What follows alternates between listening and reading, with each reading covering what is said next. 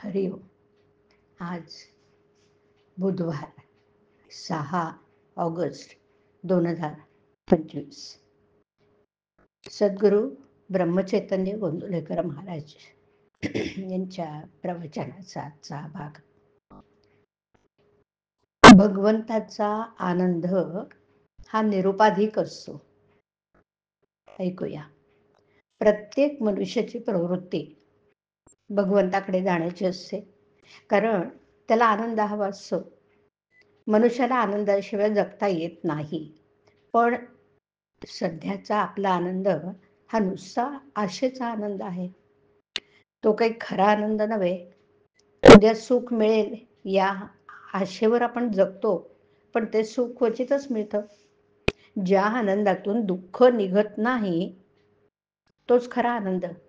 जगण्यामध्ये काहीतरी आनंद असला पाहिजे. जगणं म्हणजे आनंददायक आहे, तर मग आपल्याला दुःख का होतं? वास्तविक आपण कशाकरता काय करतो हेच विसरतो. म्हणजे मनुष्य जगतो आनंदासाठी, पण करतो मात्र दुःख. दारूचा आनंद हा दारूची धुंदी आहे तोपर्यंतच असते. त्याप्रमाणे विषयातून होणारा आनंद तो विषय भोगीत असेपर्यंतच टिकतो. दृश्य वस्तू ही सत्य नसल्यामुळे ती अशाश्वत असते.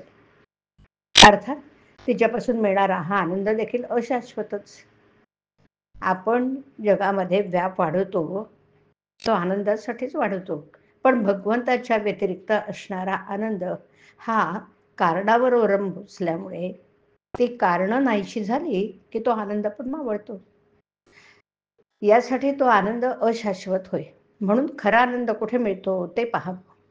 खरा आनंद दृश्य वस्तूमध्ये नसून वस्तूंच्या पलीकडे आहे.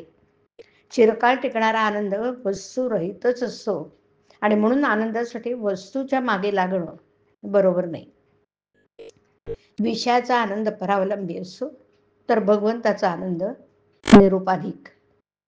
स्वानंद स्मरणा व्यतिरिक्त जे स्फुरण तोच विषय समजावा. खरी आनंदी वृत्ती हीच दसरा दिवाळीची खूण आहे. हास्य हे आनंदाचे व्यक्त स्वरूप होय. कोणतीही वस्तू अस्तित्वात नसताना होणारा जो आनंद आहे तेच परमात्म्याचं व्यक्त स्वरूप आहे. आनंदाला जे मारक आहे ते न करणं म्हणजे वैराग्य, आणि आनंदाला बळकटी येण्यासाठी जे करणं त्याचं नाव विवेक. आनंद म्हणजे आत्मचिंतनाने येणारे मानसिक समाधानच आहे. जो निस्वार्थी बुद्धीने प्रेम करतो त्याला आनंद खास मिळतो, कारण घेणारा मी जेव्हा देणारा होतो त्याच वेळेस त्याला खरा आनंद होतो. ब्रह्मानंद हा प्रत्येकाच्या हृदयात स्वयंभू आहे. बरं, वृत्ती वळवून तो चाखला पाहिजे. एकांतात स्वस्थ बसावं, रामाला आठवावं, त्याच्या पायावर मस्तक ठेवून त्याला म्हणावं, रामा माझे मन शुद्ध कर, देहबुद्धी येऊ देऊ नको. तुझे चरण तुझे हास्य मला सदा पाहू दे. तू माझ्या मस्तकावर वरदहस्त ठेव. रामाला प्रेमाने आळवून राम परमानंद स्वरूप आहे असं जाणून त्याच्याशी अनन्य होऊन राहावं.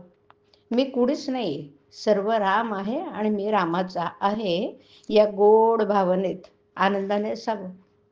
मनात प्रत्येक संकल्प उठताच त्यावर रामनामाचा शिक्का असावा. हरिओम. हरिओम तत्सत. हरिओम.